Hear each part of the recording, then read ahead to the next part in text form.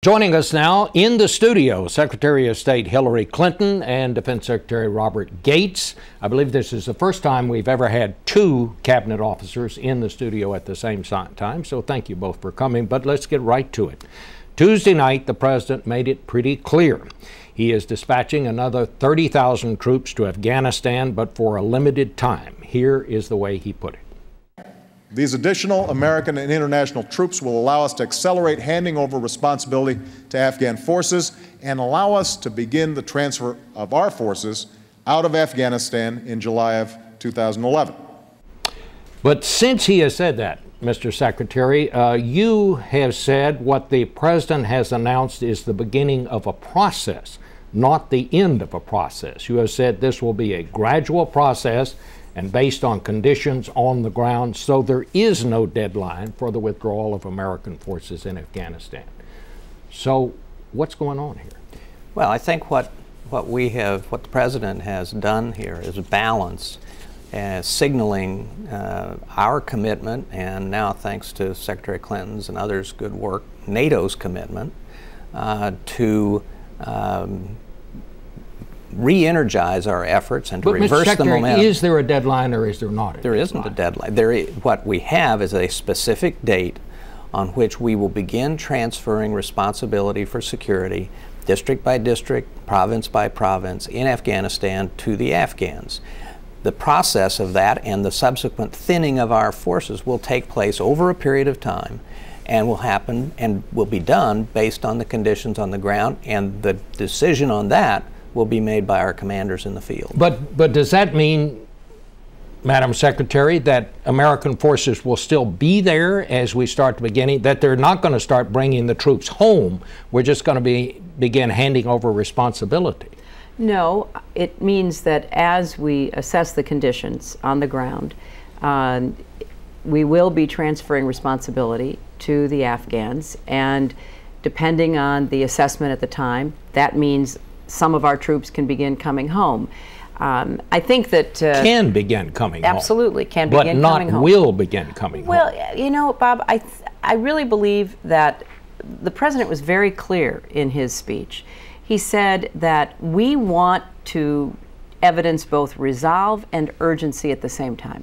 You know, this is a very big commitment. The president engaged in a deliberative process that led to this decision, and he is resolved to do what he can with these new troops to break the momentum of the Taliban, to begin taking back territory, to stand up the Afghan security forces in an effective way on a faster timetable.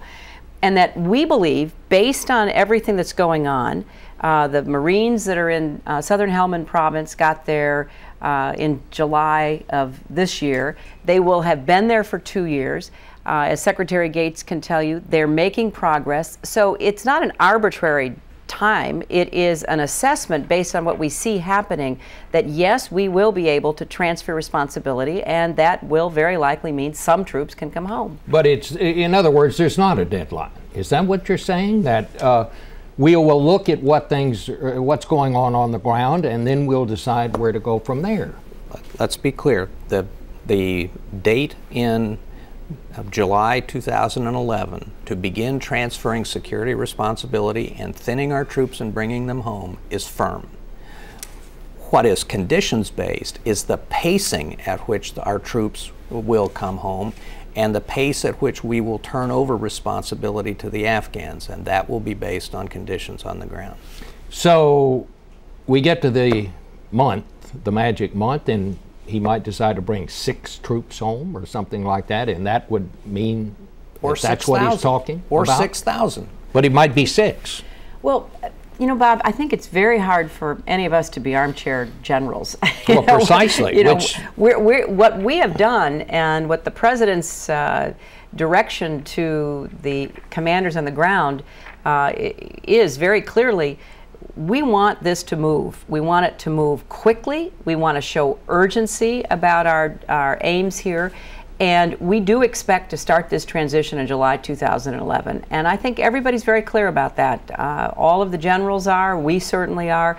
But it's hard to sit here today in Washington and predict exactly what that pace will be. Well, that's why I wondered why he put out this deadline. I'll tell you because why, if there's one thing we know, that you can't predict what's going to happen in a war. The reason that he did, and I started to make this point earlier, is he was balancing a demonstration of resolve with also communicating a sense of urgency to the Afghan government that they must step up to the plate in terms of recruiting their soldiers, training their soldiers, and getting their soldiers into the field, first to partner with us and our ISAF partners, and then on their own. So it's an effort to try and let the Afghans know that while we intend to have a relationship and support them for a long time, the nature of that relationship is going to begin to change in July of 2011.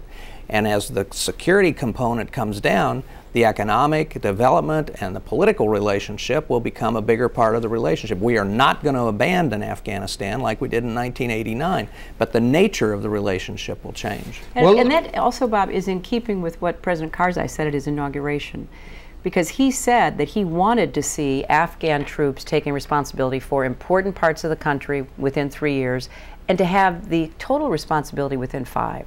Well, let me just ask you this. What if there's total chaos in 18 months? What if the government has fallen in? Does that mean that we'll still begin this process? I mean, what would we turn it over to? Well, I think the key here is, first of all, it's clearly a hypothetical, and if we thought that was going to be the case, I think we would have perhaps come to a different set of conclusions, and the president would have made different decisions.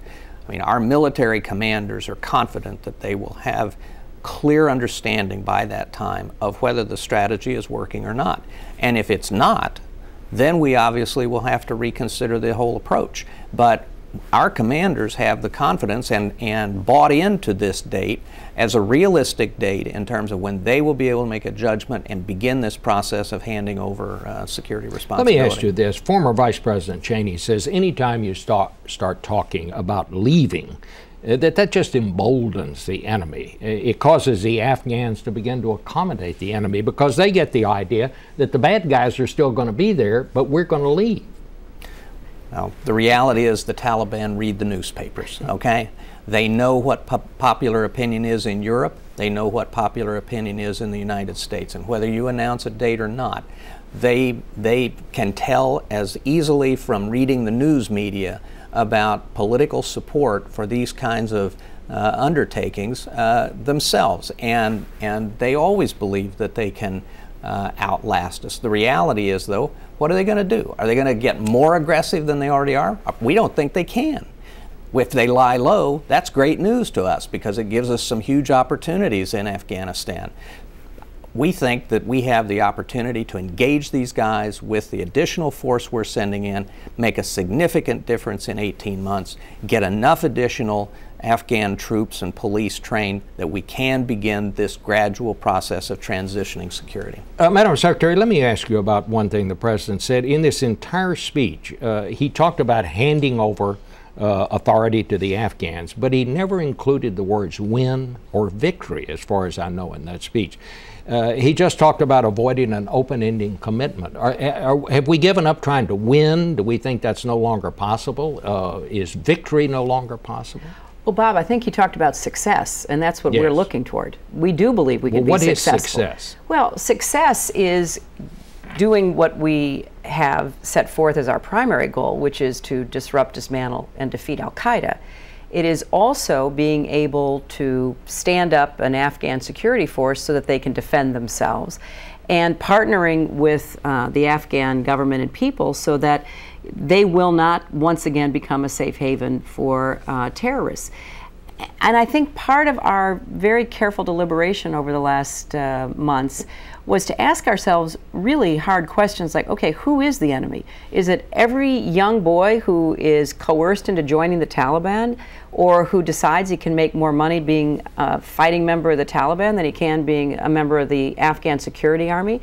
You know, we thought hard about that, and no, we don't think so. We think those are people that actually, if we reverse and break the momentum of the Taliban, which we think can very well happen with the strategy that we're pursuing, that a lot of these people are going to come back over. They don't want to see the return of the Taliban. There is absolutely no evidence that Afghans are in any way supportive of that. Will there be a civilian surge as well as a military surge? Yes, there will be. In fact, there has been. We've tripled the number of civilians in Afghanistan. When this administration came into office, there were about 320 civilians. They were on most of them 6-month rotations. There was, in my view, not the kind of serious effort that needs to be demonstrated to this civilian aspect of our strategy, and we've changed that, and we're going to keep building it.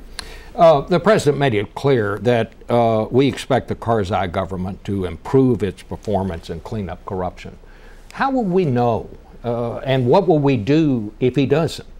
Well, Secretary Clinton made this point pretty clearly in our hearings this week. The reality is the Karzai government has been painted with too broad a brush.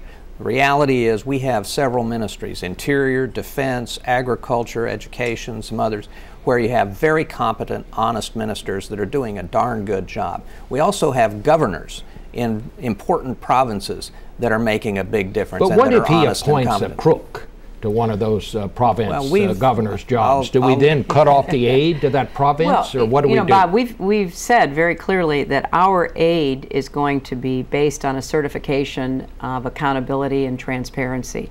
So there are certain ministries American money will not be going to.